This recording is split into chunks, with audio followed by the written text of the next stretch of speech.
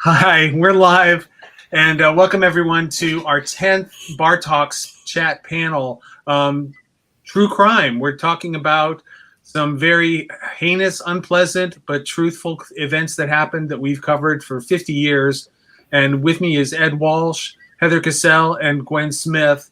And we're going to dive right in. I want to ask the three of you. Dennis Conkin, unfortunately, could not participate tonight, but you can look up his investigative journalism on our websites as well as the archives, which are linked on the event page as well as on our website, B.A.R.com. So if you have comments, you can type them in, and we will add them if they're polite on the sidebar. And I'll look for those comments as we get through this. So Ed, just because we'll go clockwise, when did you start writing, period, and when did you start writing journalism, and when did you begin a connection with the Bay Area Reporter? I've worked in journalism since 1985. I started working for KRON TV, and then I went to different stations, and I eventually wound up at KPIX. And in the late 90s, I was working for KPIX, and I was working on a number of crime stories for KPIX, and I would often work with different reporters from the Bay Area Reporter, but mostly Dennis Conkin, who we talked about a couple minutes ago.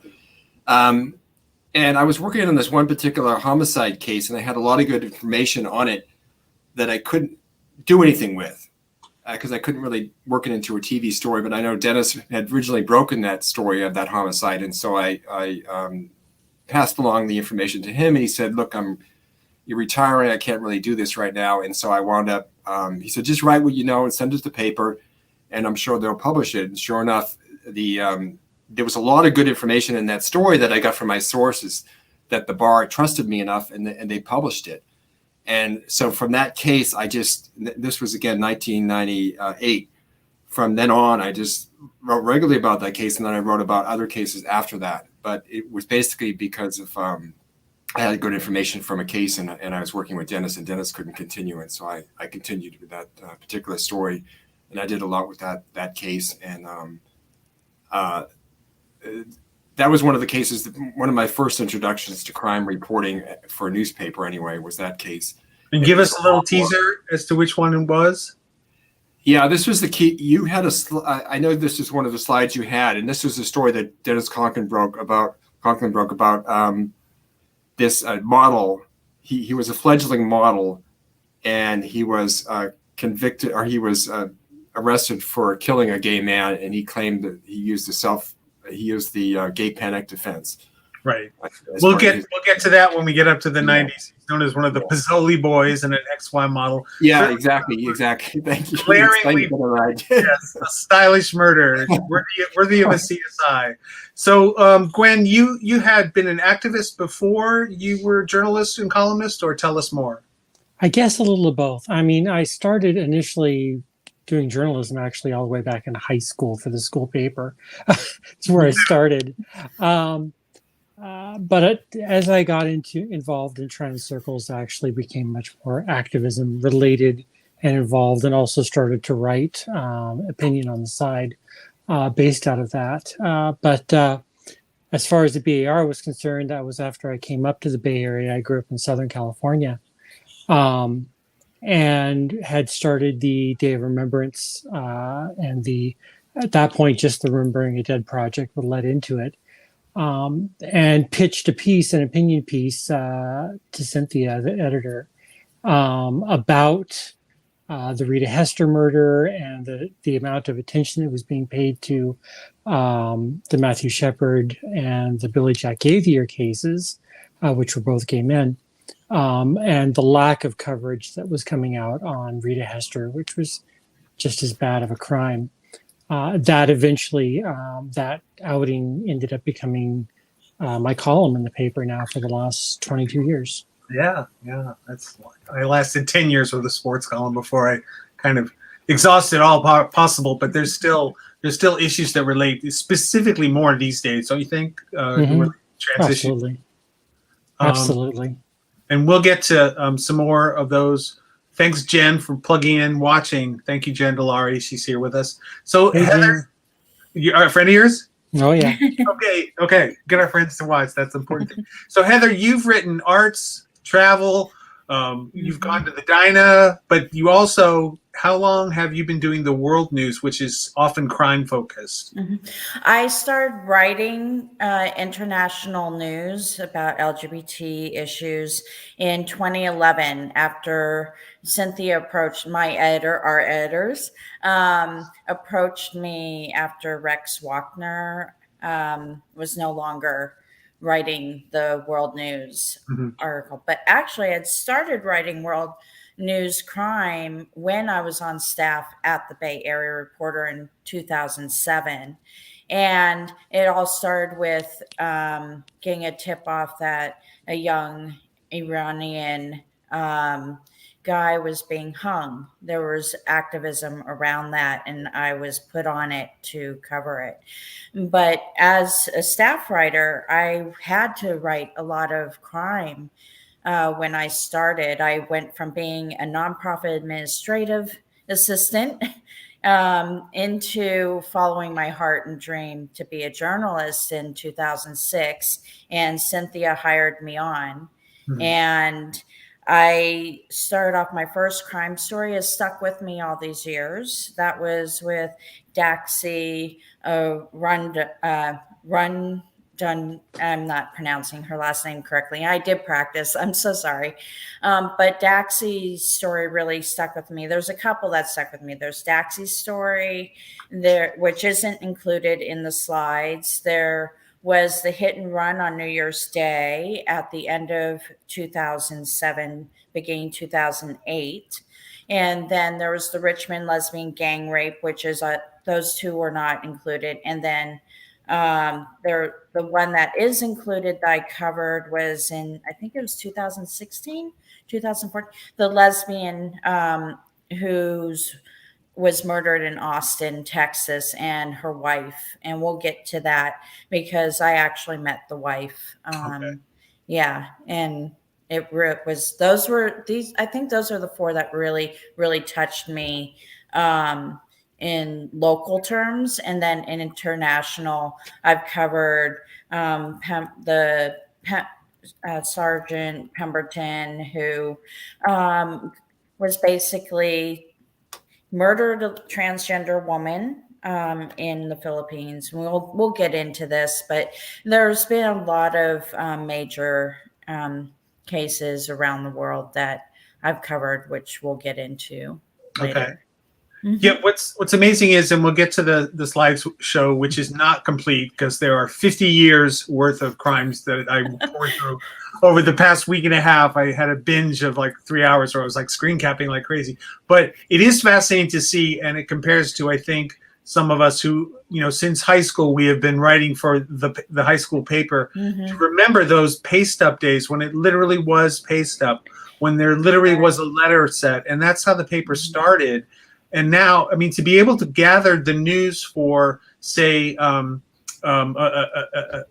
crime that's happened, in a different area than you, like the sailor who was murdered. I mean, we had to use fax machines and telephones and telexes. I remember working at Kent State's universities. I was the political cartoonist for a year, and we sat around for a while, sometimes waiting for the telex to come through to give us news about the Carter Reagan election. It was, anyway, you kids, you don't understand, you with your TikTok. Yeah, I remember that T-square and having to lay out the paper in high school. So we're all part of a journalism that is the analog era, basically. We're dinosaurs.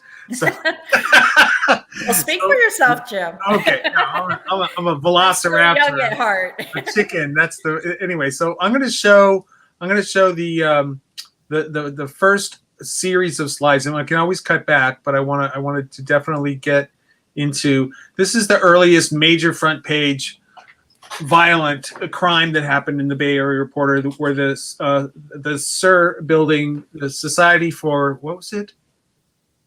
Society for, I can't remember what it stands for. I was going to do my homework. Anyway, there was arson. It was alleged arson, and it was proven to be arson later. I don't know if they caught the person, but this is what the paper looked like in 1971. There was a lot of. Now we have to oh, I do this slideshow like this. And this is an odd connection. See, that photo is not of the victim or the perpetrator. That is a feature inside with porn actor. So this happens a lot where the cover is like, well, we need something sexy, but here's a violent crime. So a little uneven. Well, But this is murder and sex. I mean, there's a list of what sells newspapers. yes, and this had both. Like here, open the shooting, and here's some ballet. I don't understand the choices that were made by the designer, but these are our forefathers, our pioneers. This is one of the early sketches of a suspect that was pretty interesting, and also early in the paper. We're jumping up to 1976. They added a South Bay section, and so this was outside of the Bay Area Reporter.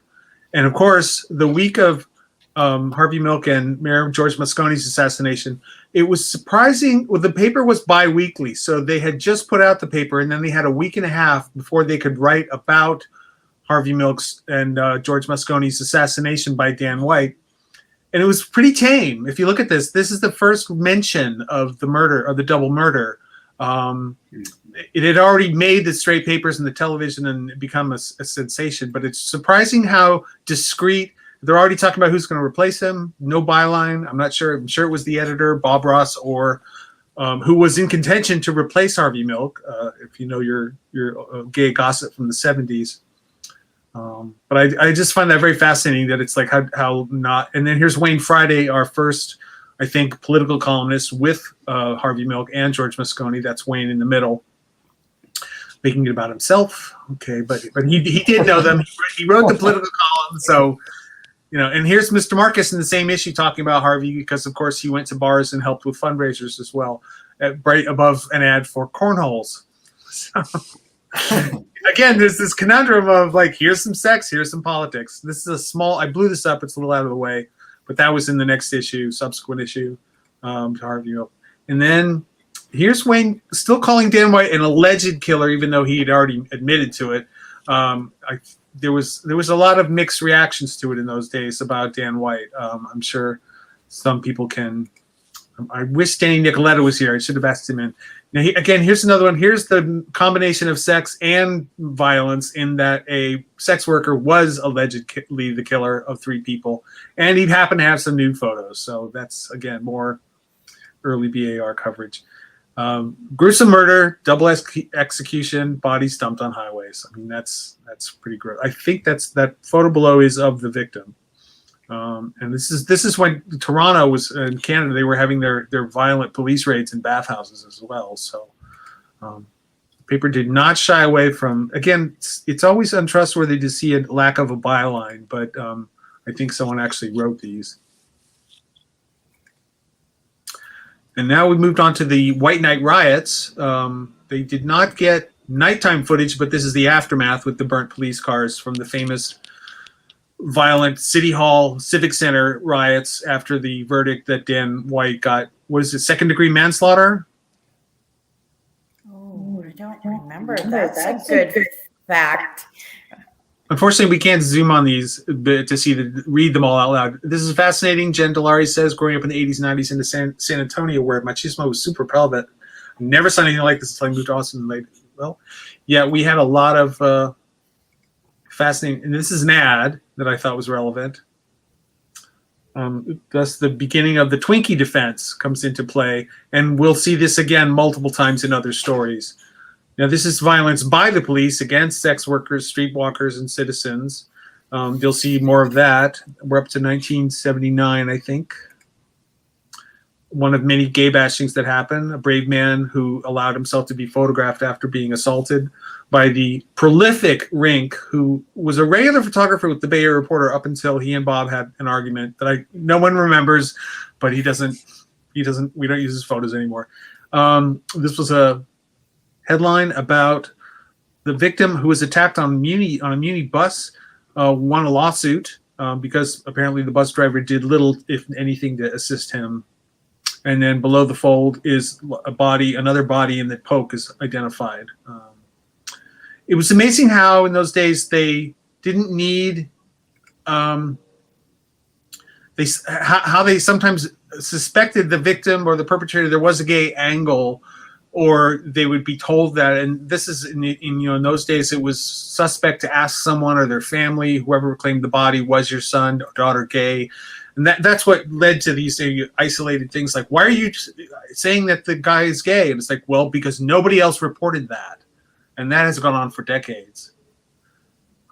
Another big thing that happened over the years, and I remember this, was that all the amount of times banks in the Castro were robbed, and like brazen gunmen, like out of a Patty Hearst movie. This happened a lot, not just in the Castro, but specifically there. That's just one of those things. And also extortion, theft, businesses suddenly going out of business with investors' money, gay banks, etc. This one was pretty fun. Another sketch, and more on. Now this is 3 different crimes, so it was pretty lurid in those days. I think the news editor was Paul Lorch. I'm not sure. There's a clipping. This is the new Twinkie defense for public defenders. Paul Lorch, yeah, he wrote about how increasingly defense lawyers were using the Twinkie defense, as Dan White had done. Like, well, I was high on sugar, so that's why I had to kill him. There's an interesting juxtaposition. Panic defense, again, Twinkie defense, Dan White, and Joan Collins. It was Dynasty viewing night at the bars. Twin Peaks, I didn't get to read this one, but again, here's another aspect of crime that happened there. And even before the shootings and the stabbings and the beheadings or whatever else, there was still violence on Halloween. It's not a great visual, but there was reporting about it as early as 1981. They were violent, homophobic. And then, I didn't get through this. Police and firemen trashed a gay restaurant for some reason. Again, there was a contentious relationship between obviously the armed forces and the gay community in those days. As shown here, the cops were taken to court for excessive force. Now, this is rare that the victim is brave enough to come forward, get representation, and Brian Jones reported about this story in 1984. We've moved up to. And here's where the late Alan White, who wrote for several papers, a murderer was killed by another murderer in jail. That happened there. And Buena Vista Park, known for frequent gay bashings and cruising. I think that's a early Rick Gerhardt photo. No, it's not. Okay. Cop is guilty. Rare. That's rare to see that, but it happened. And Dan White committed suicide. That's the first kind of paper within a paper. Now you mentioned, we were off camera, we're doing our tech run, and Heather, you remembered seeing the murders on TV as a teenager? Because I did too. Yeah, because I was a little kid at the time, living here in Santa Cruz County, Bay Area, and I would watch news with my dad, and I asked him, why were they shot? And he told me because they're gay. Or Harvey Milk is gay. And the Twinkie was a big contention for me as a child. I was not allowed to eat Twinkies because of his defense. I know, right? I had crazy parents. Let's not get into that. Okay. Let's not, yeah. And so, yeah, but I remember Dianne Feinstein coming out onto the steps of City Hall, that we've all kind of covered, events happening there over the years, and talking about, how Harvey Milk and Mayor Moscone had been shot, right, or dead. That's the shot. That's yeah. the thing. And it really hit me. As a kid, it's just stayed with me my entire life, as I'm sure it stayed with so many people. Yeah, Ed and Gwen, do you remember hearing about this? Yeah, especially the riots, and then all the Twinkie defense and his suicide. We heard about that, all of that, also down in Southern California. It was obviously big news. Yeah, I remember I was living in the city of Boston when the the murders happened. And of course, I followed the news from there. And came to San Francisco in 1979, right about the time of the first anniversary of the assassinations. I remember marching in that memorial march with the candlelight vigil. And I remember one of the organizers asked me to hand out candles. I was a young person at that time, but I was near the front of the march handing out candles. And there was a huge police presence because they were concerned that the gays would riot again like they did during the White Night Riots after the verdict in the Dan White case. But it was very peaceful, but there was a huge crowd. And it's kind of sad to see the crowds dwindling down to not very many people. And part of it is because that anniversary happened around Thanksgiving. And so a lot of people are kind of tied up with other things. But I do remember that 1979 very well, and that 1 year anniversary of the murders. Yeah. No, I remember seeing it on TV with friends and kind of coming out pretty much because declaring that, but also thinking, what a horrible city to live in with these cults and the murders and everything. At the time, I had no concept of it that I would ever live here, and here it's been 30 years. So, but yeah, we had a very lurid ambiance to it filtered through to East Coast media for me. That a lot of tragedy, and when AIDS hit, it was also similarly. But yeah, there was a lot. There's a 2-minute assaulted in Market Lot. Let's move on to Rock Hudson dominates the news. It's amazing how I'm going through these, and you're all welcome to look up archive.org, Bay Area Reporter, or also us on issue.com for articles from 2015 to the present.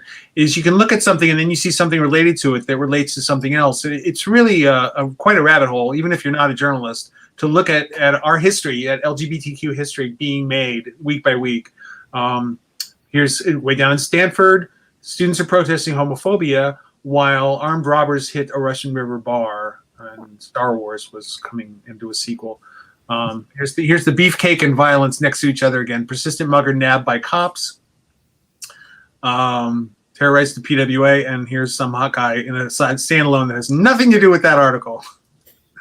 The AIDS vigil was getting harassed after several years by the police. That's above the fold, and the AIDS quilt below the fold.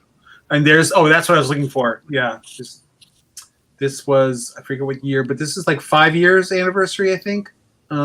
Ed, so yeah, it was pretty packed in those early days. Mm-hmm. The candlelight walk.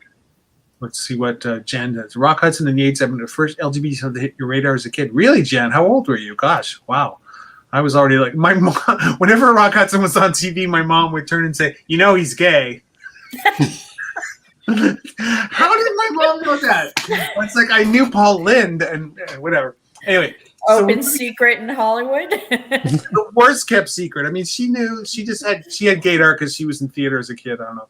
Anyway, this is the bold introduction. He'd done other stuff before, but this is Rick Earhardt, I think his photos at the violent police sweep in the Castro after they had there was a protest, and then the cops came back and started trashing restaurants and dragging people. And I think, was this Mayor Jordan's reign? Anyone? Historian? I can't see the date on the paper. This was after the White Night Riots. Is that?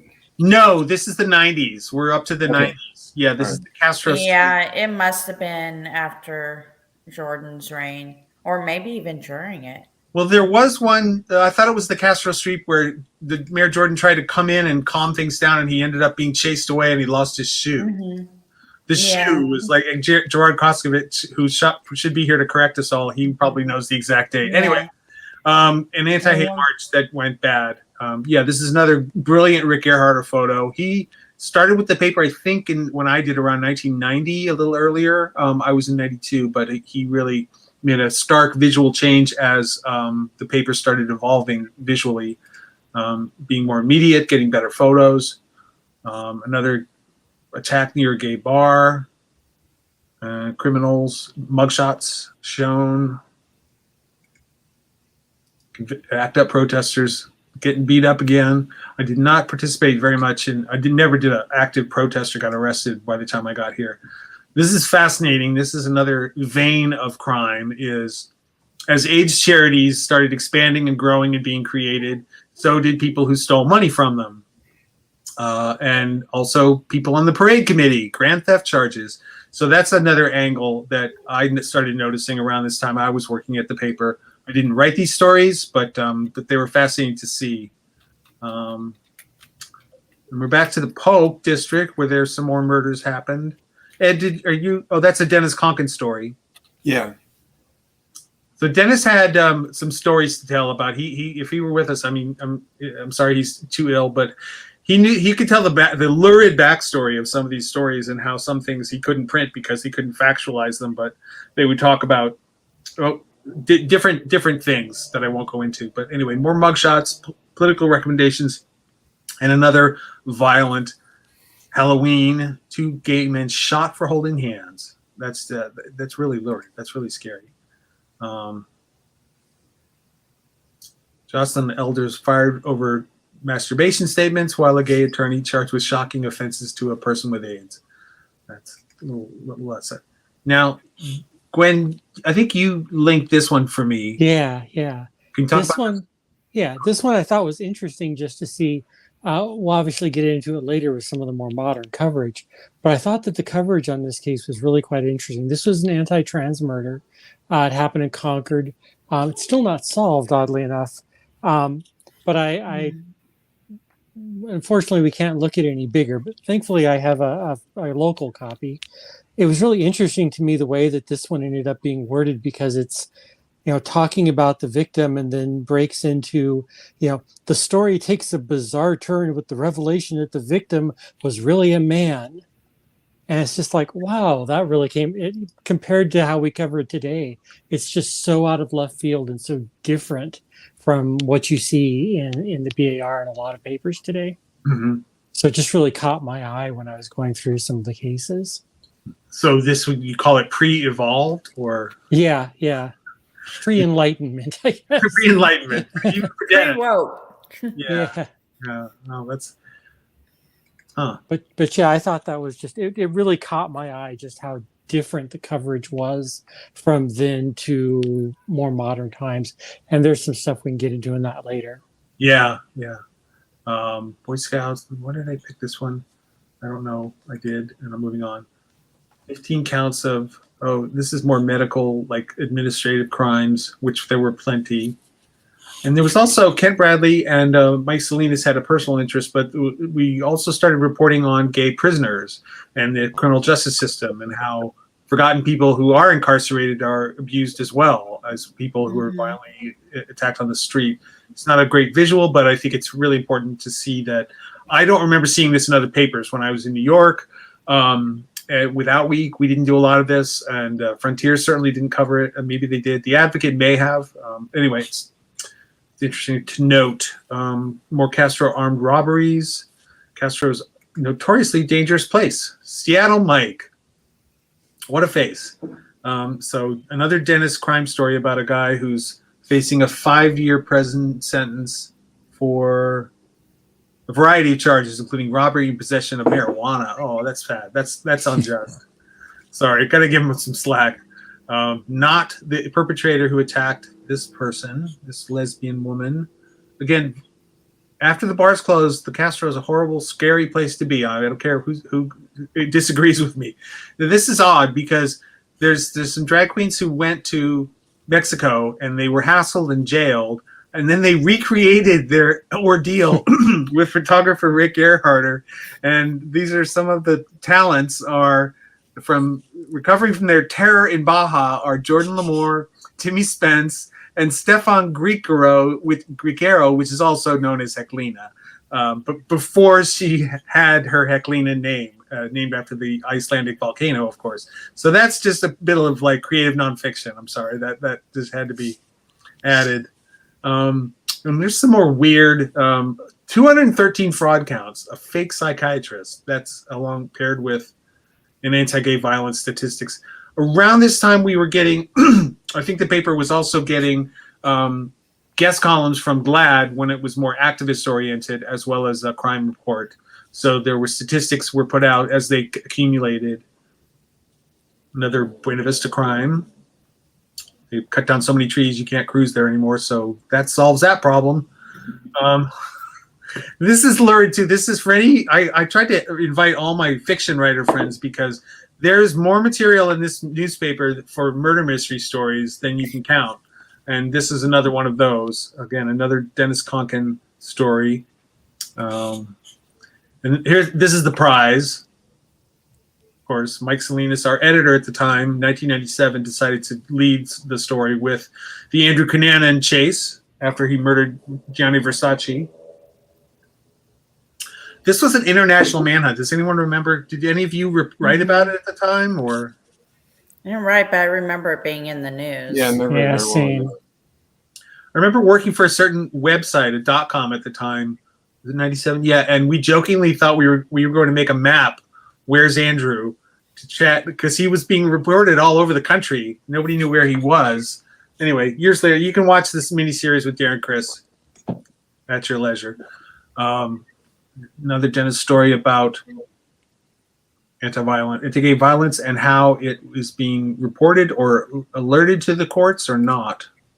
And here we are with the celebrity murderer alleged.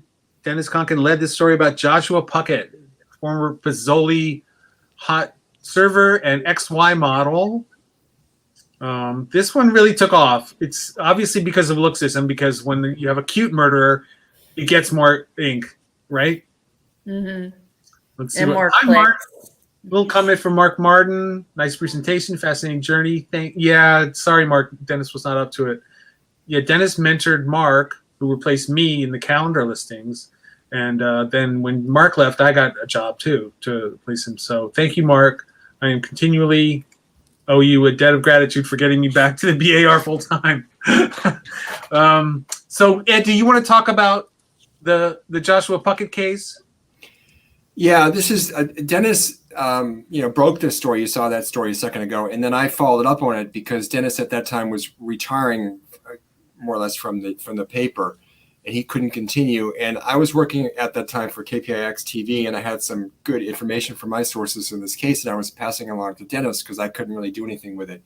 Dennis says, "Look, I can't. I'm leaving the paper right now. I can't really get back to it." And he said, "Why don't you just write up what you know and send it to the paper?" And I just typed up. This was before I could even had a computer. Computers were around. This was 1998, but I couldn't afford one. So I just typed up my story. I rode my bike and stuck it in the mail slot, and the bar printed it just as it was with my sources, and they couldn't confirm it. So they couldn't confirm it independently. I know. So I appreciated that they trusted me based on what Dennis said, because I worked with Dennis for years prior to that. Oh. And from then on, I wrote about that case regularly, and I attended the trial. And the suspect was pretty fascinating because I interviewed him several times in jail. And he was a very interesting person. He's extremely personable, very easy to talk to, but he's definitely I spoke with his own father, who said that his child is a monster and a sociopath and should be given the death penalty so he can't harm anybody else. I mean, that's how his own family said that. His own dad said that. So anyway, long story short, he was offered the first trial, and I was in court every single day during that trial. And his first trial ended in a mistrial because the prosecution inadvertently played a portion of his videotape conversation with police that they weren't supposed to play, because he mentioned in passing about a previous armed robbery that he was convicted of. They already agreed that that should be cut out of that tape before they played it in court. They screwed up. I think it was an inadvertent mistake. I'm convinced it was. They wouldn't have done that intentionally. But anyway, they let that play before the jurors, and then the judge said, "This is crazy," and he called a mistrial. And so after the mistrial, I spoke with some of the jurors, and the jurors said, "Look, he seems like a good kid," and the jurors were very sympathetic towards him. And one woman I spoke with, she says, "Oh, he seems like the kind of boy I'd be happy for my daughter to date." But I think at that point, the prosecutor, I think the prosecution saw my article and they pretty much threw in the towel. And they talked to the jurors as well. So it wasn't just my story, but they talk to the jurors as well. But I think the jurors sometimes will tell a prosecutor what the prosecutor wants to hear, whereas they'll tell the journalist exactly what they think. Yeah. And so I think, but pretty much the jurors were telling the prosecutor the same thing they told me. And so the prosecution basically threw in the towel. They offered him a plea bargain for 10 years. But he would have gotten, because he was a 3-strike candidate, he would have gotten about 11 years anyway. That's about what he would have gotten for violating, for committing another felony after already getting a strike. So the plea bargain was a really good deal for him. Mm-hmm.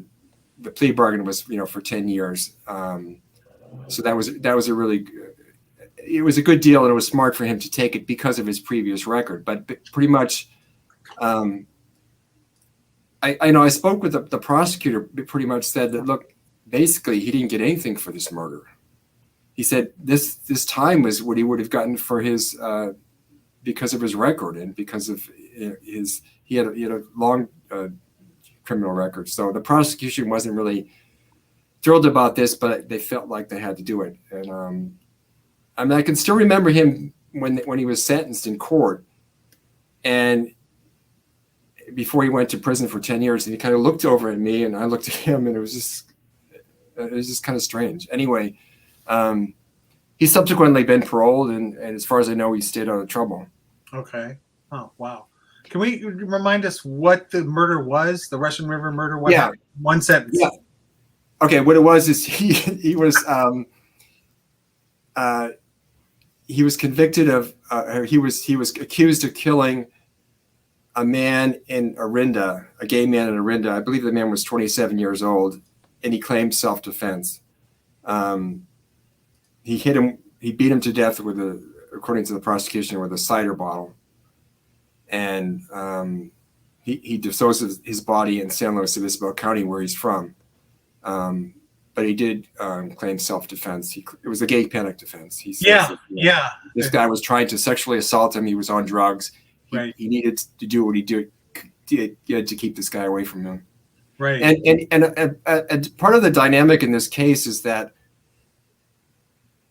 it's changed a little bit since then, but jurors do not like an older gay man with a younger gay man. At that time, at this time of this killing, he was 17 years old, and the gay guy was 27 years old, 27 or 28.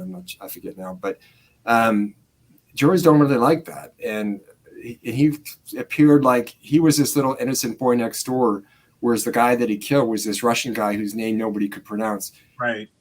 He was the jurors. He was one of the jurors looked upon him as one of their own. Right. Was this gay guy from Russia?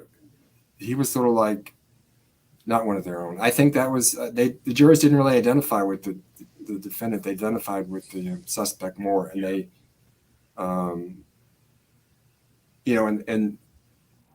they took liking to him. And one little interesting tidbit about this case, I still remember. I went to the opening statements in this case, and I wrote an article about him, and he was not happy about the article. And so at the opening statements, he turns around and looks at me because he knew me because I had interviewed him before. And there's a copy of the Bay Area Reporter at the defense table. He picks up the Bay Area Reporter like this and drops it, after he looks at me. It was like he was really mad about that article. And then I know that on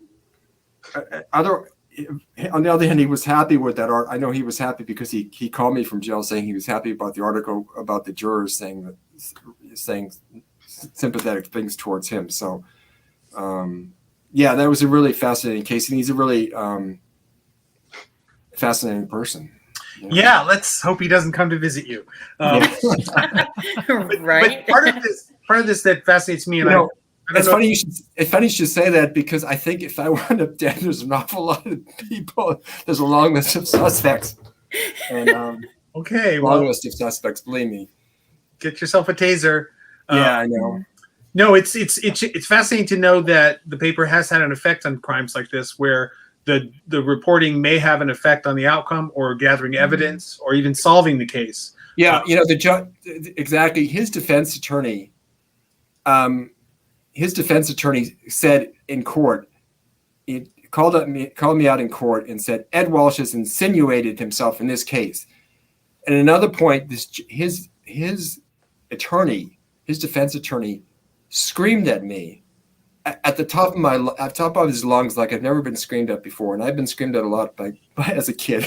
But his attorney, when I was interviewing him in jail, his attorney came in and tried to interrupt the interview and was screaming at me. Wow. I mean, at the top of my lungs, his face was beet red, and his attorney hated my guts because he felt like I was just doing my job. I was investigating the case. As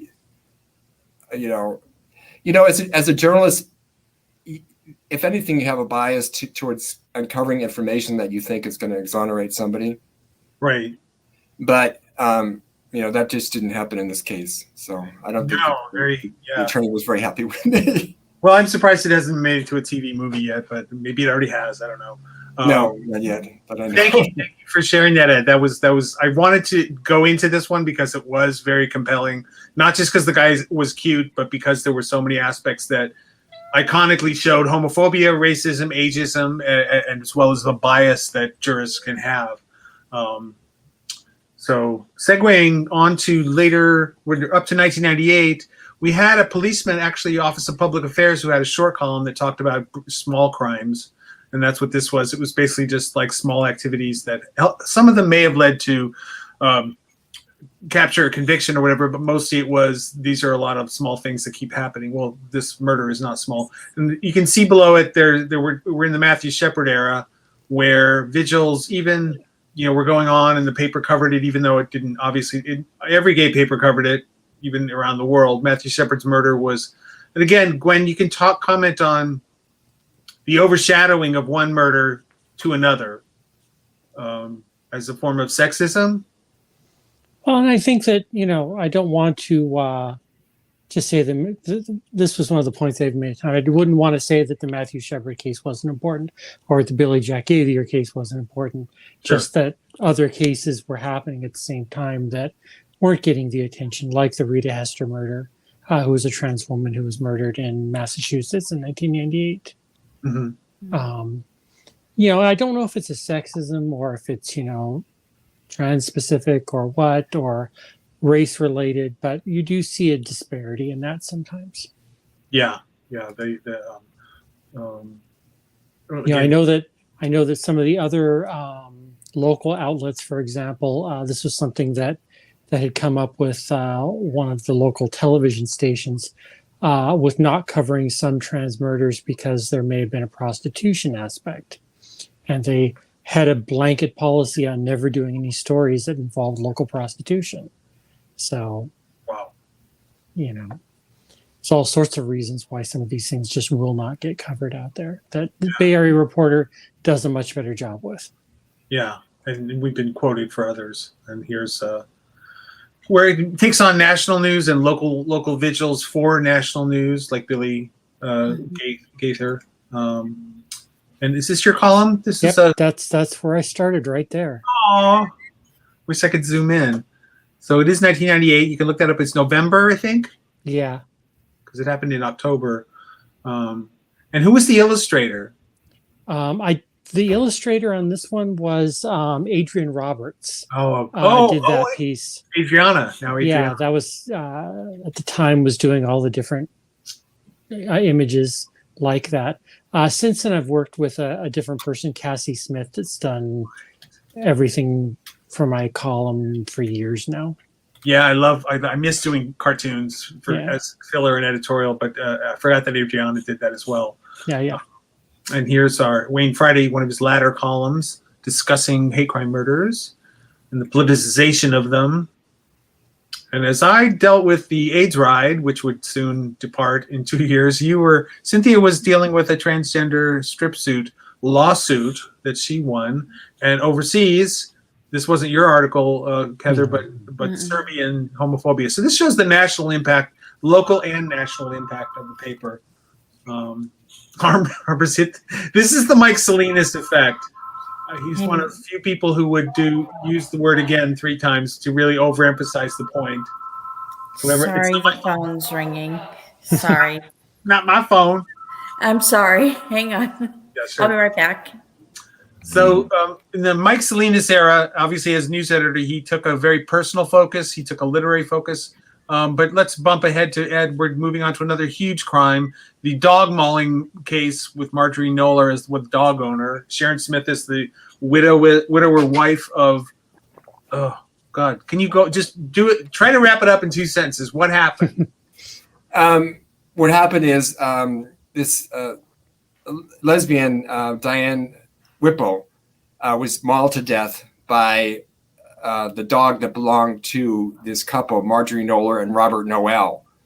They actually owned 2 dogs, but it was the male dog that mauled this woman, Diane Whipple, to death in her apartment in Pacific Heights in 2001.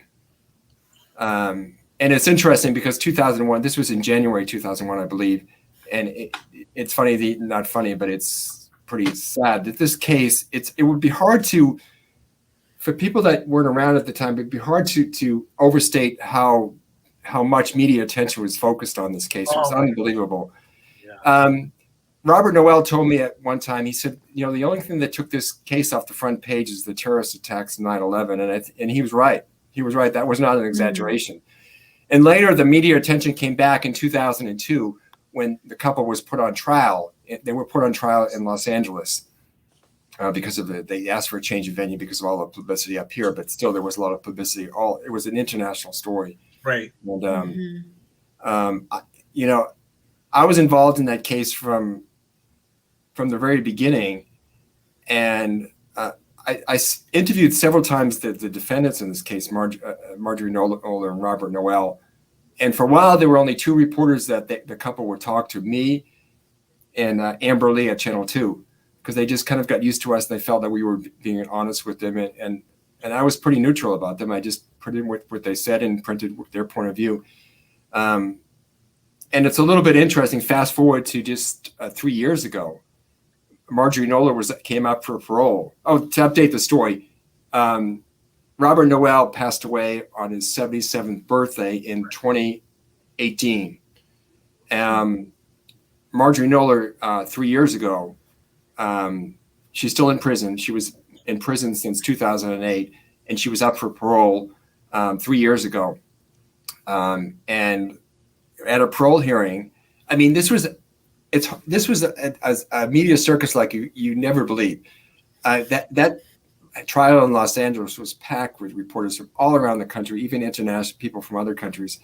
And so the very last thing in the case, the most recent thing, which is the parole hearing in Southern California in Corona, and I was the only reporter there in that parole hearing.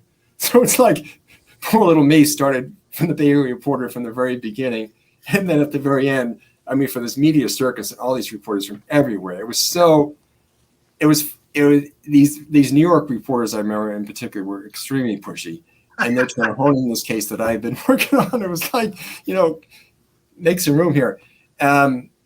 I mean, it was literally, we were like cramped into this overflow room watching the case because there was not enough room for the journalists in the courtroom. And we were like, elbow to elbow with these reporters from all around the country. But anyway, at the very most recent thing in the case, her parole hearing, and she was denied parole back 3 years ago, and she's up for parole again this year. And so I intend to cover that parole hearing this year. Okay. But yeah, that case is just, was incredible. And she was convicted of second-degree murder. The case went back and forth to Judge Warren throughout her conviction. She was convicted originally of second-degree murder in 2002, but judge threw it out. But it was eventually reinstated, and she was put back in jail in 2008. So she's been in jail since prison in 2008, and she's had a pretty rocky time in prison. I mean, yeah. She's had a lot of psychological problems, and but anyway, we'll see what happens later this year when she's up for parole. Yeah, definitely. Here's a little addendum to Josh Puckett takes a deal in prison case. So, I was going to bump to this. Yeah, this is the hot defender. See, this is the hot prosecutor was another Luxist aspect of it that James Hammer became a bit of a media sensation as well because of he's showing the jaws of a dog to show how vicious the pit bull was or something. Yeah. Oh, and another thing is the very interesting aspect of this case is the co-attorney. I'm blanking on it now because I can see it. His Kimberly Guilfoyle. Sorry. Oh my God! Yes. Guilfoyle. How could I forget that person? Yeah, how could I forget her? Anyway, Kimberly Guilfoyle was the co-prosecutor in this case, and Kimberly Guilfoyle would not be Kimberly Guilfoyle today if it had not been for this case, because she got this national presence because she was interviewed on TV. She was interviewed by all the cable TV shows, and she was and I've interviewed Kimberly. I've talked to Kimberly Guilfoyle many times, and she's been really nice, and she's very always been very patient, anyway, she was very good to deal with in this case as well as Jim Hammer. But she became famous because of this case, and she was eventually hired by not Fox but another cable TV network, and then eventually by Fox, and then she went on to become Donald Trump Jr.'s girlfriend. Yes, and she separated from them, and then she was married to Gavin Newsom, of course, and she separated after she got the job working for cable news. Anyway, long story short, the Kimberly Guilfoyle would not be Kimberly Guilfoyle had not been for this case. That's how she became famous. Well, this is the telegenics of prosecutors and defending lawyers who make their post OJ. It's kind of common, but yeah, her in particular is quite a trajectory from prosecutor to anyway, moving on abruptly. Missouri arrested for Russian River killings. Gross, grotesque, scary. Another gay panic. Ed, you mentioned this was a chat room hookup gone awry, and we used the sans serif font to show the actual transcript of one of the chats. Yeah, this was the case. This was the case I saw. I didn't break this story. It was in the Chronicle at first, and I went to the courthouse and pulled the court file, and it had his actual transcripts of his discussion with the man that eventually killed him. And it was a very normal sort of a. Yeah, I miss hanging out with you. And, still live in Antioch. Yeah. It was the murder, I believe, happened in it was in El Cerrito.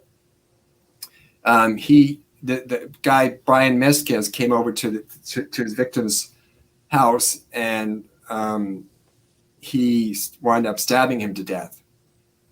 And he said that the man was trying to sexually, use the gay panic defense. He said the man was trying to sexually assault him, and he was acting in self-defense. And I interviewed him in jail, and he pretty much stuck to that story that he was acting in self-defense, even though obviously from that chat he was sexually interested in the man that he stabbed to death.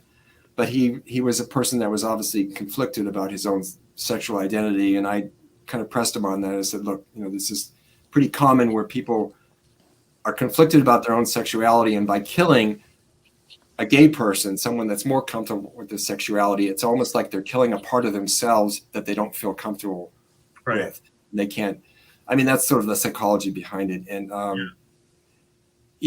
anyway, long story short, he's still in prison. He was convicted of second-degree murder, and he subsequently wrote. Well, I should refer to this individual as a she now, because subsequently he wrote to me from state prison saying she said that her name is now Brianna Mesquez, and she identifies as a woman. So obviously there was some. It sounds like there was obviously some. The person had a lot of struggles with their own sexual identity. Right. Here's another photo, another more covering of the dog mauling case, the widow, and another homo panic murderer gets 12 years. Jane Warner. We mentioned off camera in our tech run. Jane Warner also did the crime and punishment mini column for several years. She died a few years ago. Is that what you said, Heather? 2010, she died of ovarian cancer. Okay. And yeah, she's a great person. I am so happy Her that cervical. they dedicated the plaza to her, Jane Warner Plaza. Mm-hmm. For those who don't know, it's named after a former B.A.R. police special force police columnist. And she did a great job and wonderful person. Really, I did a lot of outreach. She was a really good source of information. She was a great source. Yeah. Now, Zach Szymanski wrote some crime stories for us while he was on staff and freelancing. Mall stabbing, I don't remember that, but it was terrible. Here's the victim. And here's another victim of a murder that resulted outside the Baghdad Cafe. And now this is a little out of order, but Gwen Arahu, her murder was huge, got a lot of attention, deservedly, but also, Gwen, do you want to step in? Oh boy, there's so many things. I know. I'll try not to go on at too much length. The Gwen Arahu murder was a huge case. For the background, Gwen was a young transgender girl in Newark, California. She had been hanging out with a couple of individuals, Zara, so forth. And they had grown supposedly suspicious about her gender. They decided to confront her one night. There had already been some talking amongst them and a lot of pretty good knowledge that they knew that she was trans. But this particular night, one of the individuals took her to a bedroom, took her pants down, and this then led to a number of hours of beating her with a can and a skillet and tying her up in the garage and beating her and eventually killing her, then taking her up to the forest further up in Northern California past Sacramento and burying her body. The case itself got a lot of attention nationwide. In the course of the case, I was a regular attendee at the multiple trials. There was a mistrial in the first case. There was a second case. There were also cases around getting her name legally changed, which the family pressed for. And eventually there was a guilty verdict. 3 of the 4 ended up going for extended time in prison. 2 of them have already been have gotten out on parole. We talked earlier about the changes in technology, and as I was sitting here, I realized that right over here are my notebooks from the trial, because this was before we had laptops and smartphones, or laptops and smartphones were not that common. So I ended up having all of my various pads that I would take to write my notes on the case as I would present material on it. In the course of the trial, I got to know the family fairly well and have kept somewhat in contact. I should do better. But the case was just this huge thing, and also a bit of a controversy with a lot of the local papers, including the B.A.R, on how to refer to Gwen Arahu, whether she should be referred to by her birth name or by Gwen, whether she should have one set of pronouns or another. Initially, there was some confusion as to what the family's wishes were, which is what a lot of the papers are going by. That eventually changed, of course, once the family went out and got a posthumous name change for her, name and gender change. So it led to, there's a piece that not long after the one's up right now, that Zach wrote, that was all about, is worrying about the pronouns, the right battle? Should we even be worrying about this? Should we be worrying more about the murder? So it really led to a lot of very heavy debate in the early time of that case. Right. Yeah. I'm always fascinated how one case, I mean, unfortunately, a more grisly murder will get more attention, but there were a number of transgender murders around the country and around the world, and the same with like Matthew Shepard, there were violent beatings and assaults that ended in death with young men and older men, and how one suddenly becomes a lightning rod, and why does that happen? And you can see why it happens because of the kind of it may be ghoulish to say, but the charisma of the deceased becomes a lightning rod for the media, or like the greedy media, the feed that Ed described in the dog mauling case, how if it bleeds, it leads, but also there's a certain charm or there's a certain allure that some crimes have more than others. I'm talking about corporate straight media as well as medium-sized and local media. I'm always fascinated by that. Yeah, it really did draw that in. I think it was a case of she was attractive. There was a lot of sordid details with the case. It brought a lot of attention to the issue of, we talked about gay panic to trans panic, cases where an individual says, well, I was going to have sex with this person, or I was attracted to this person, and suddenly I realized they weren't, a female, and I freaked out, which was used in that case, and subsequently also ended up being a defense that was barred in the state of California as a result of this case. That's yeah. There's so much about the case that really caught people's eyes and attention. Mm. And moving forward to a Joe Dignan article about stabbings and bashings in the Castro Halloween, that I think it was led to it being closed. Bevan Dufty and others decided that was enough. But here's the family. Yeah, when Matthew was covering it, yeah. Right? Mm-hmm. We're back to, again, front page, November 2002. Here's the family of, see, this is doing exactly what you said, Gwen.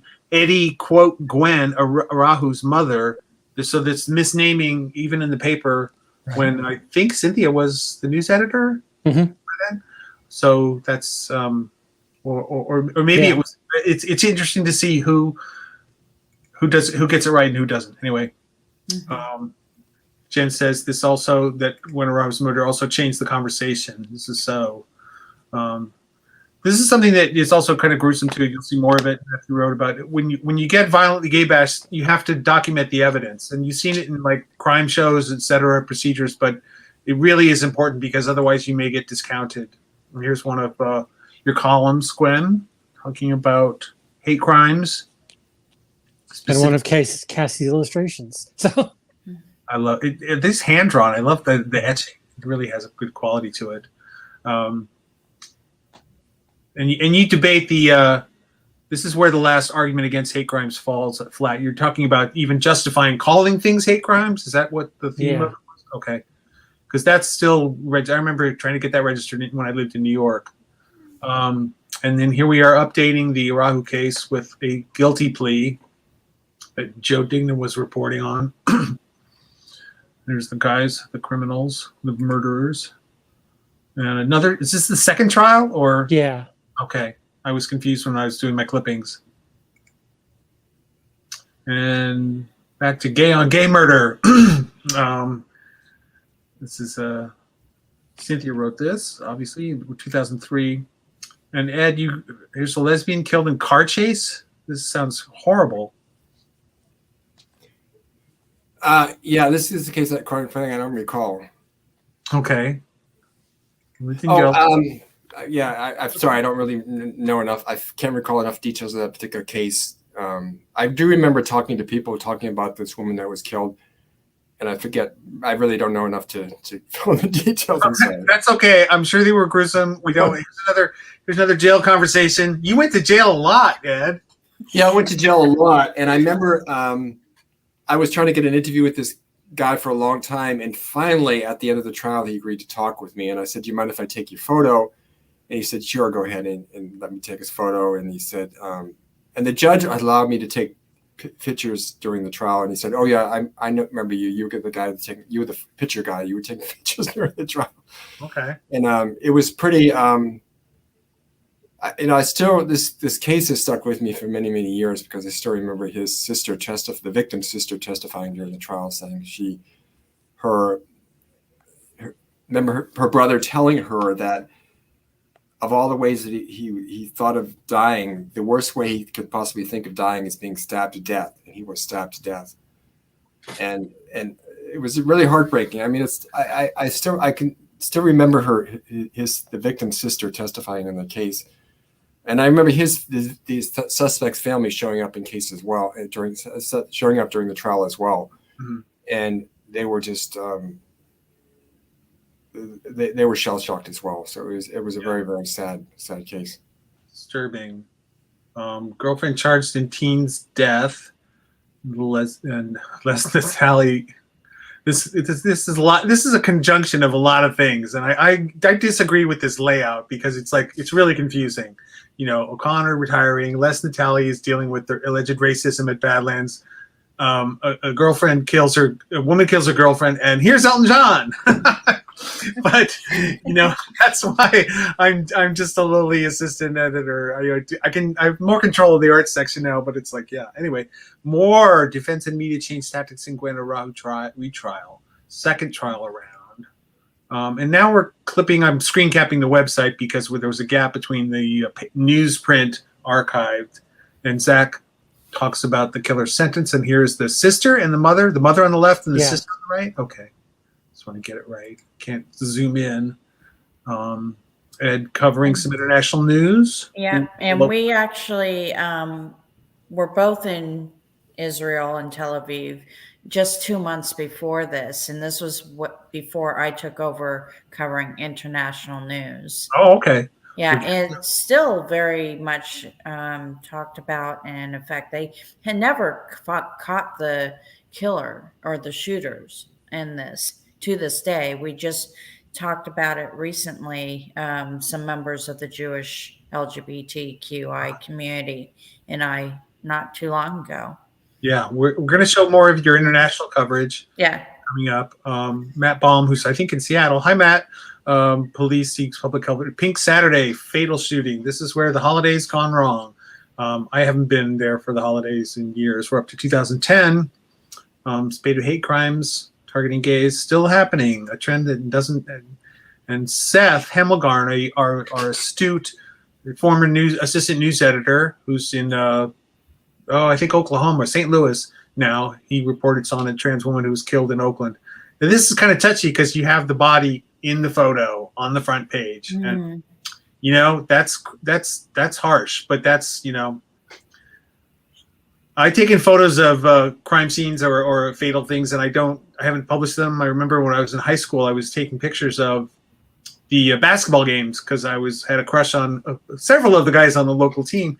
And I had my camera for the yearbook. I was taking pictures, and across the gym, one of the referees fell on his back and died of a heart attack.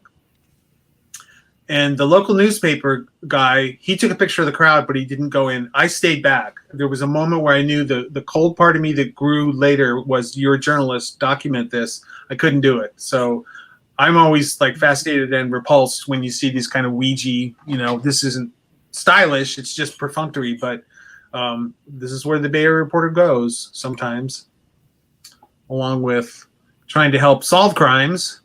Now, Ed, you had some crimes that were solved, yes, through your journalism, or do you know of some maybe that Dennis wrote? Or yeah, I mean, there was, one of the cases that I know that my work, I helped uncover some witnesses. There was a case, I think you have slides later on, maybe about the Bodfish case, and that was a case. That was a case in which the police were looking for the victim's son, because the victim's son disappeared right after the murder in Orinda. And long story short, I located the victim's son deceased in Los Angeles. Oh, okay. This was one of the most outrageous things I've ever seen. The coroner in Los Angeles County found the victim who had committed suicide, that they were desperately looking for in Northern California, and did virtually nothing to connect the dots, or call up and call up neighbors, or find out who this person was, or notify relatives. They basically left this person in the refrigerator in the morgue in Los Angeles for days, and didn't do anything. And finally, I found him in the morgue in LA because when I went to the son's house, I saw a seal from the coroner's office on his door, on the son's door in Marin City. And I said, wait a minute, what's going on here? And so I called down to the morgue in LA, and they said, oh yeah, he's been here for a few days and blah, blah, blah, blah. You know, and it was shocking to me that they would just do virtually nothing to contact relatives or anything. And so anyway, the next day I called the police, and the police were totally unaware that this guy was in the refrigerator in the morgue in LA all this time. And it's just, when I think about that, I still get angry, because this is a person who had friends, who had relatives, besides the fact that he was a person of interest in this murder case. Right. Yeah. How could you be so lackadaisical about something? Anyway, I'm just, don't get me. No, you're getting fired up. This is advocacy journalism, they can call it. But there's a number of cases that I think this is one of the good things that one of the things I'm most proud of as far as what journalism does. I've covered a lot of these orphan cases that very few mainstream journalists have been on.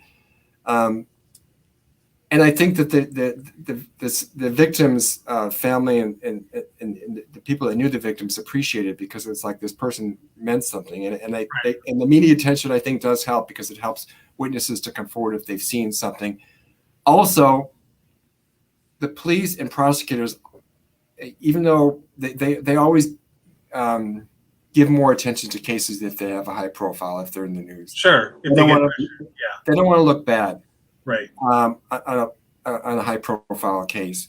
Yeah. So I think that media attention does help draw attention to these cases, and helps police take cases more seriously than they otherwise would. Yeah. I want to showcase that, Jen Delary, you have another lovely comment, or strong comment, to prove that this trans woman is an actual person. The photo isn't sensationalism. It says, look, this actual living person is now dead. That's really what journalism, at its coldest, at its more subjective, is about. But also, I think visualizing, here's an anti-violence rally that, with protests and things, having been in them, having photographed them, you want to get a visual of the crowd and be objective, as well as show interest that it's happening. And this is one example of just a visual that is, I think it's a participant photo. I don't know, but this is it's a pleasant photo. It doesn't really tell the story, but this is about that Marine we had a photo of about 50 pictures below, that getting the angle of, look, these people care, and look at them showing up. There's maybe only a dozen or two, but every one of them, it represents 10 or 20 more people who couldn't be there, who actually had the same sentiment. I've always been fascinated with, I'm old friends and social media friends with Ellen Nypris and Donna Ann McAdams, and several great photographers in New York who are mostly working black and white. And having been the subject of protest photos or arrest photos, how it's visualized is also a form of subjective and objective journalism. Show how it works and what really it looked like, as opposed to, I'm going to angle this to make it fit my way. And that's where I'm honored that you three have, you have these stories that come out. And Seth, with this case of multiple arsonists and murderer David Diaz, being objective while knowing this is a real case. This person is a real. Well, I'm not going to go there, but this one is particularly bugs me, because when he was out on bail multiple times, he would hang out the mix because he was boyfriends with one of the now former managers of the bar, and it seems none of the bar patrons gave a hoot. They did not care. Or they knew and they didn't know, or they didn't know and they didn't care that they didn't know. And I just find that one of the creepy things, going back to my hesitations about San Francisco, and it's the dark side, the Zodiac side, is that an alleged repeat arsonist can hang out in a bar next to you, and you're like, anyway, that's an editorial. That's not objective journalism. Right. But also, Seth told me that he wore those glasses to look smarter. Those were not prescription glasses. They're fake. So brainy specs. Yes, they're brainy specs. Anyway, he's probably nice term. Here's Orange Becomes You in another case of a fake cop, and another body found. That's another frequent thing. And here we are, international. Heather, it's your turn. Teen dies after Jerusalem Pride attack. That was huge. It's just as huge as the Tel Aviv shooting at the Aguda for the youth group. that was there in 2009. And 2009, it really catalyzed, the LGBT Jewish community here and in Israel. But then I think this was what, 2015, 2016? August 2015. Yes. Yeah. Jerusalem was always an edgy pride. It wasn't as celebratory as Tel Aviv, or it's celebratory in a different way. It was very activist because it's just so diverse there with, um, the Gaza and all the tensions between Palestine and Jerusalem. And when you go into the old town Jerusalem, you have to pass through these gates and get scanned. But they were this girl, Sherry Bonke. Let me just make sure that I'm pronouncing her. Shira Bonke was 16. She was not gay.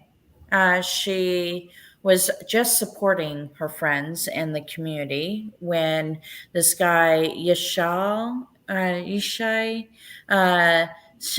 I'm not pronouncing. He's ultra orthodox. He had already been in jail for another assault. I think it was on the gay community. He And attacked 6 people with a butcher knife. right, exactly. And poor Shira was on the death end of that attack. And fortunately, in this case, unlike with the Tel Aviv shooting, the guy was caught and he's now in jail for the rest of his life. Whereas before he was released, I'm quoting you, released from prison following a 10-year prison sentence.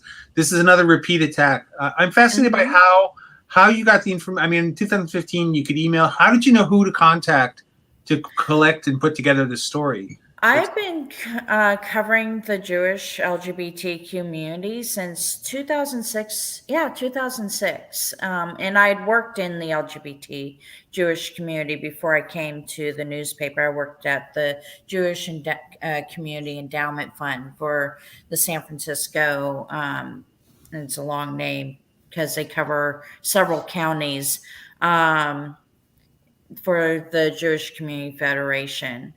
And so I immediately got put on. I don't know if Cynthia even knew, but she put me on the Jewish beat, and I already had connections and was working my way around. And everyone, always just puts me in touch with the people that I need to talk to. So I was very familiar with Open House from Ed and my trip to Israel.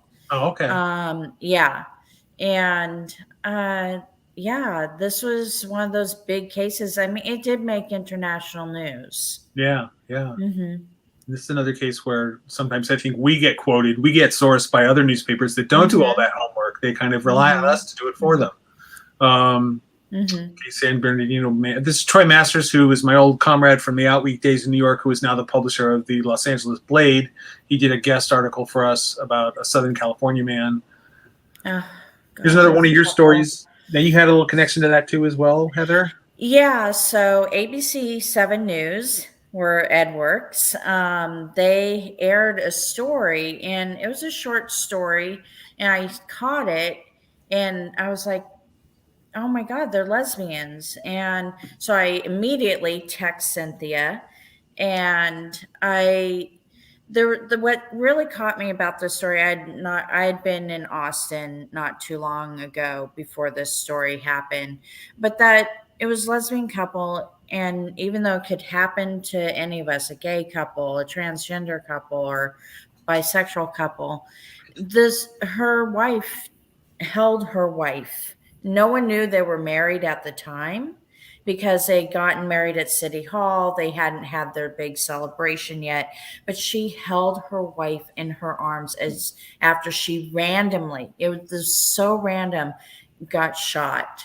And I don't know, it just, even to this day, I just get really emotional. And so I found the wife on Facebook, messaged her, And she was so generous and just really wanted to talk to me. And I interviewed her.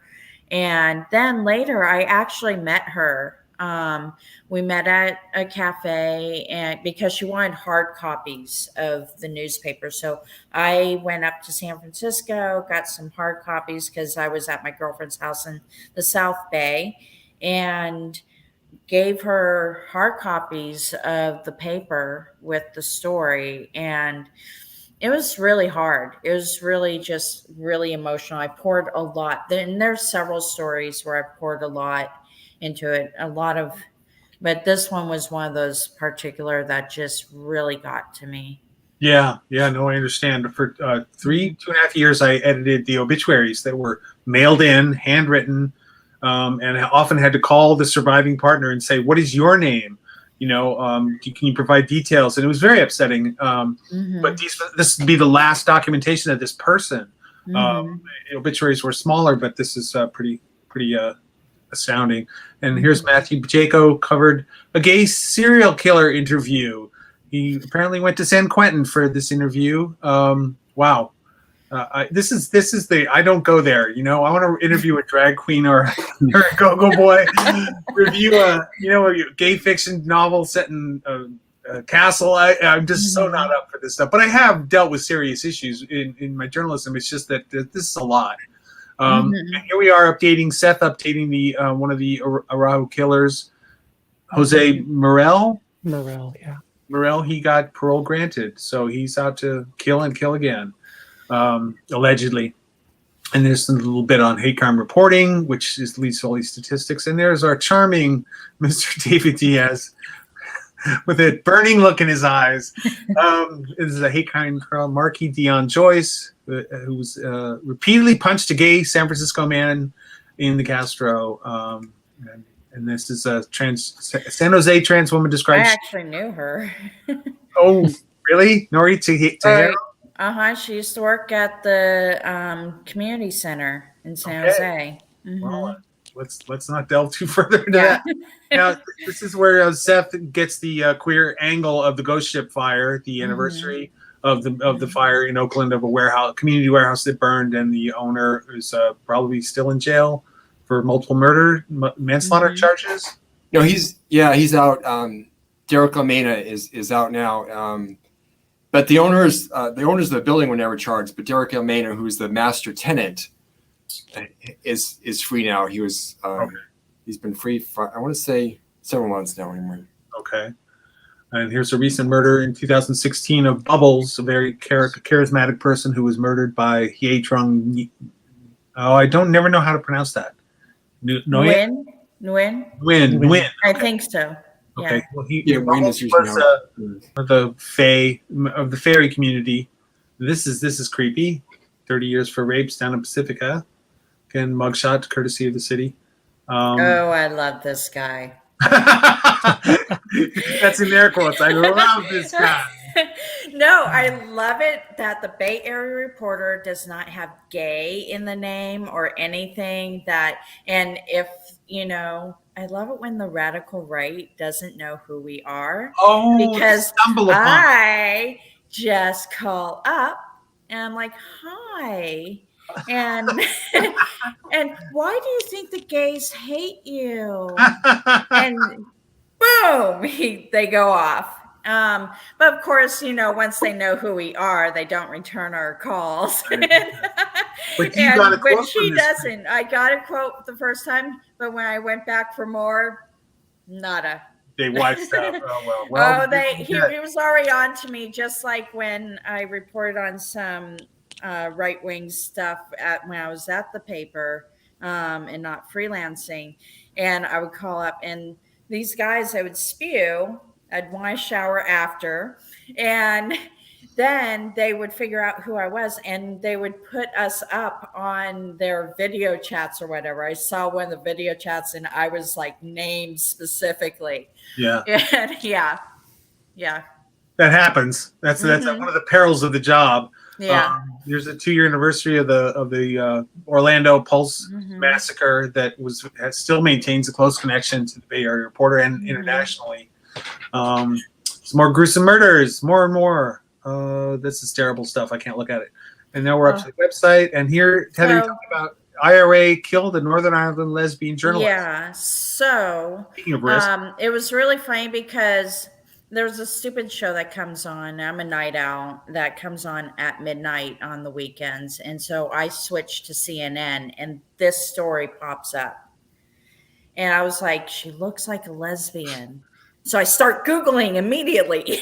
And then all of a sudden next morning, Cynthia emails me, I want a story on this. And I was like, I'm way ahead of you.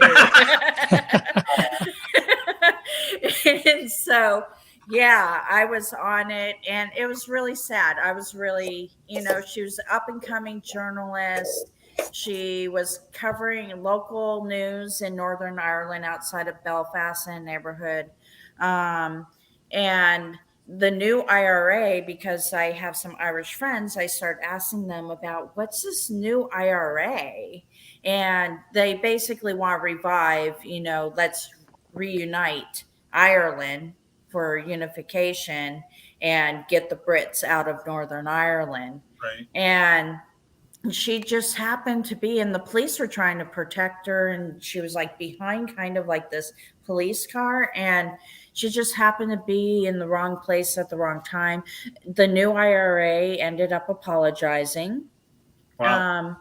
And then and then I think that they turned the person in, if I recall correctly, who shot her, and they went on trial. And but what was really sad was she and her wife were planning on getting married. They were big proponents of getting same-sex marriage in Northern Ireland. Right. And I think almost a year later, Northern Ireland granted same-sex marriage, and her wife was right up at the front and speaking. Wow. And that she should have been there. Right.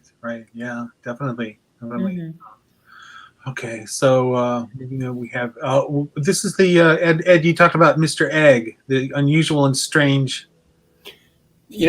This is another one that makes me extremely angry every time I think about it. Oh, because anyway, long story short, this case did get a lot of attention. I nearly broke this story, but a Chronicle reporter kind of jumped over me by a couple of hours.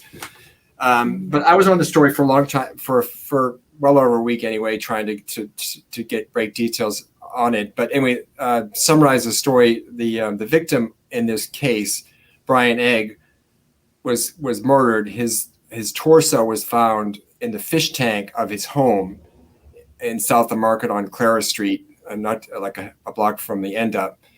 And which makes me angry every time I think about this case is how this case was handled, how his disappearance was handled, because the neighbors had called, a relative had called, or at least one relative had called, reporting this guy's disappearance, Brian Egg's disappearance, and the police did virtually nothing. They didn't enter the home, which they had every right to enter the home, considering that this person had just disappeared. They had every right to believe that this man Brian Egg could possibly be deceased, since he hadn't been heard from, and since people had raised suspicions about things going on in the house, police had every right to enter the home. They didn't. They just basically humored their neighbors and didn't really pay any attention to it. Anyway, they basically gave the bad guys plenty of time to conceal the evidence, which they did. They literally cleaned up the evidence, and the police were eventually called to the home when a crime scene cleanup crew that was hired by the people living in the home was hired by the suspects, the persons of interest in the case, to clean up the area from to obviously get rid of any evidence. Anyway, long story short, nobody has ever been convicted on this case. Nobody. They arrested somebody. They had to let him go because they didn't have to let him go, but the prosecutor's office decided not to prosecute him. And part of it is because they didn't have the evidence. The reason why they didn't have the evidence is because police gave the people who did the crime ample time to conceal the evidence. The evidence. Yeah. Wow. That's anyway. Really bizarre. Not bizarre. It's kind of standard sometimes. Parole denied for killer of Bay Area transgender teen. Michael William Magnuson, last of the four murderers of Gwen Arahu. He's aged. He's not doing well. Yeah, I can remember him during the trial. There was actually one incident where I actually ended up in an elevator with him going up to the courtroom. What? Yes. Separate elevators for the. Yes. Oh my God! And it was just, why is this going on? Later on, at the end of the trial, he actually had lots of like angry things to say about the trans community. So he's someone who I'm very glad is still in jail. Okay. God. Oh, yeah, I would not. Here's some mugshots. Forensic sketch, not flattering. Heather, here's another one of your. This is when anti-Asian violence started happening in the middle of the coronavirus world.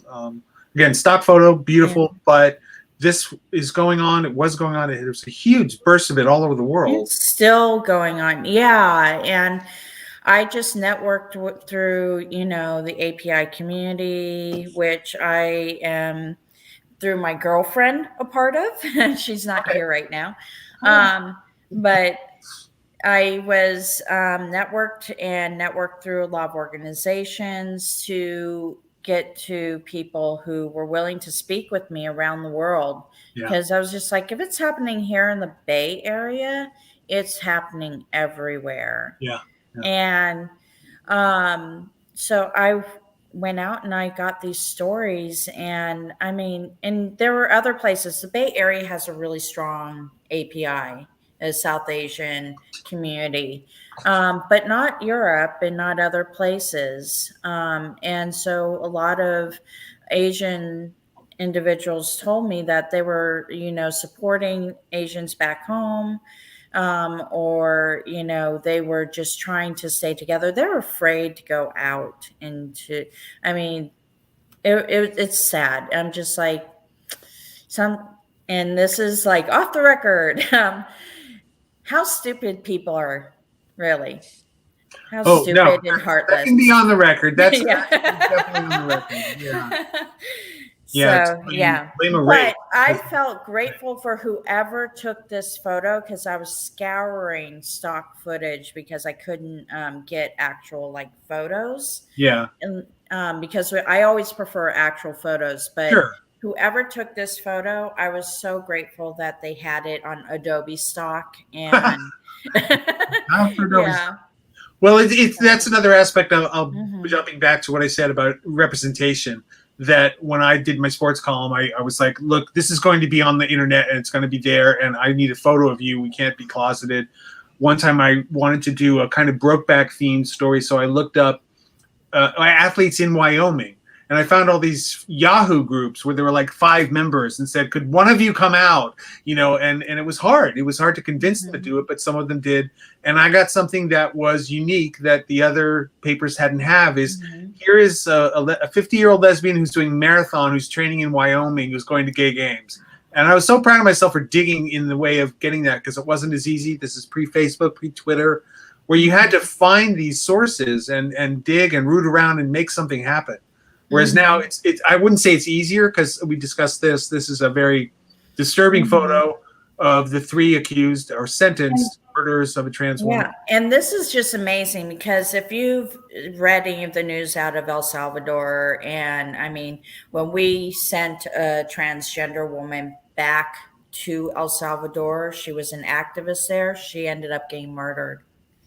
And these people were actually convicted. The fact that in El Salvador, where everyone turns another eye, well, maybe that's too generalizing, but that these cops were actually sentenced for the murder is just it's huge. It's huge. It was huge. And the local newspaper had a photo, so that I credited them for. Okay. Well, that's just, it's an amazing case. That look it up online. This is from 2010. No, 2020. I think it was 2020 last year, or the year before. Again, back to incarcerated folks who are protesting their treatment. This is very important for me and for other friends of mine who, one of my friends who works on this issue. Another Another murder of a trans person. Mm-hmm. Yeah, and this is the actual mugshot that a local newspaper got of the suspect. Very disturbing. Yeah. And here we are. Oh, we're back to the Jennifer Laude. Um, yeah, and that was big because we have a huge Filipino community here, as well, and they're a part of the API community. And I followed this for years, and he basically, the president pardoned him and wanted him out of the country right. against the prosecutor, Yeah. which is who was the president was his boss. And but yeah, he did serve some time for that murder, but he basically left her with her head in the toilet and walked away. Yeah, and the family, she was another trans person who actually had a family who really cared about her, and she was actually the breadwinner for the family. Wow. Okay. Yeah. Goodness. So this is a local thing that happened in DuBose Park. Young man was burned to death. John Farinini, who just left our employment for Cron. Good luck with you, John. Gwen, did you want to talk about Trans Day Remembrance since you started it? Well, yeah, I did. I was one of the people who was there at the kind of getting it started. In fact, a reporter was kind enough to come out to the event that preceded it at the Castro Theater in March of '99. That eventually led to the event it is today, and is still obviously very much covering it in the B.A.R. Which I greatly appreciate. When was the flag created?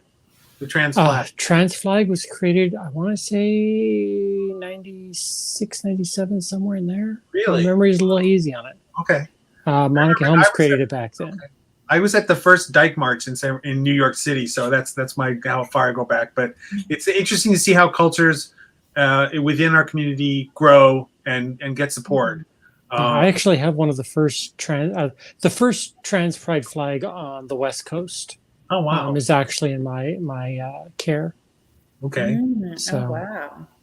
So have you found that, like this one that we're showing now that John Farinini wrote, that lawsuits are the way to justice, or is it social justice? How are things being achieved? Lately, it seems to be going backwards. Sometimes it does require taking people to court. There's not necessarily, especially in some areas, we're a lot more fortunate in the Bay Area than a lot of other parts. Yeah. Yeah, that would be very frustrating to. This is another discovered corpse case. Now, this is more recent. This is just and here's back to some grueling 2021 world news. Yeah. So this gentleman isn't even gay. He was just supporting the LGBT community as a blogger and a podcaster, and he got attacked like this. Wow. Mm-hmm.